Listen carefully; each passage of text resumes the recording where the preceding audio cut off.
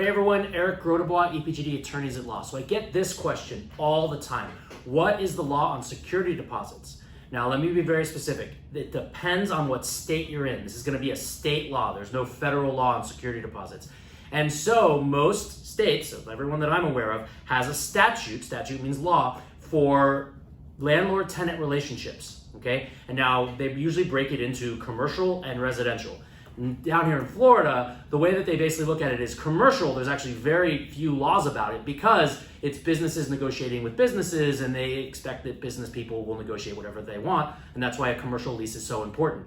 But then on the flip side, residential, there's actually a lot of statutes and a lot of laws because they want to protect the landlord-tenant. So in a nutshell, let me make this very simple for you.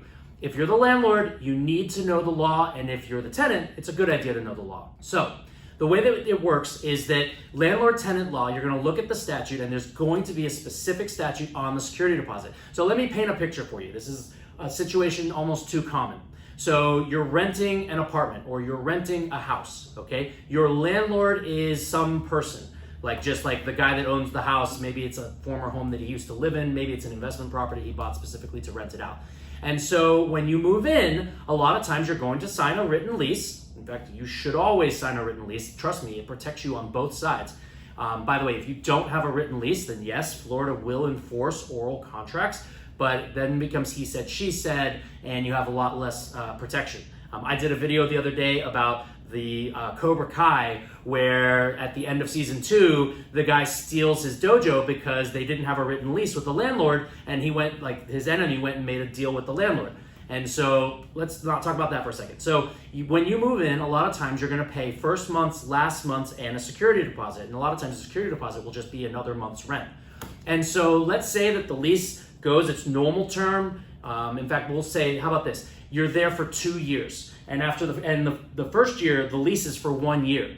And no one ever does anything. You just keep living there. You keep paying rent. Well, the default is that now it doesn't become another 1 year lease. It does not automatically renew. It becomes a 30-day month-to-month lease. That's if you don't get a new written lease or an amendment or some sort of confirmation from the landlord that you're going to have another year.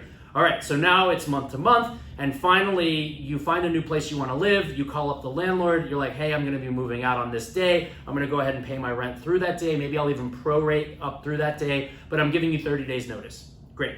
So you move out, moving truck comes, you do a normal cleaning, not like a deep cleaning, but you sweep up all the dust bunnies that were under your couch, and you do a pretty decent job of taking everything out of the property. And sure enough, you're waiting and waiting and waiting, and where's your security deposit?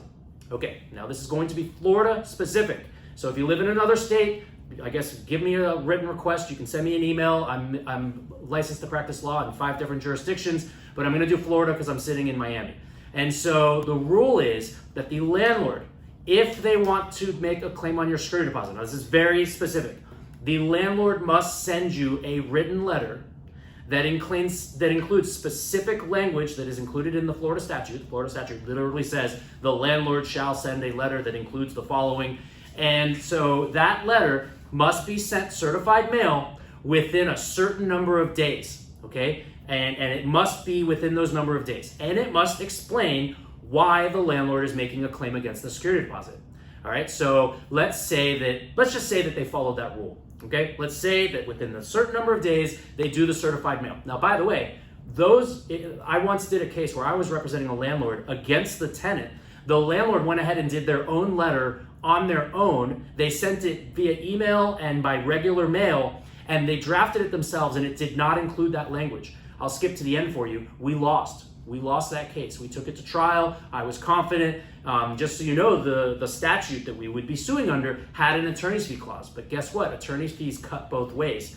So my client ended up having to pay the attorney's fees for the tenant that they were suing on the security deposit for the simple reason that they didn't follow the statute. They didn't follow the exact language. Now, just so you know, I've also had another case where the letter did not include the exact language, and the judge allowed that one to win. So at the end of the day, it's going to come down to judicial discretion, and I guess you could say my client could have appealed and gone to the Court of Appeals and said either that, you know, it doesn't really need to include the language or the vice versa, but, you know, who's going to appeal a $1,000 case to the Supreme Court? I mean, come on.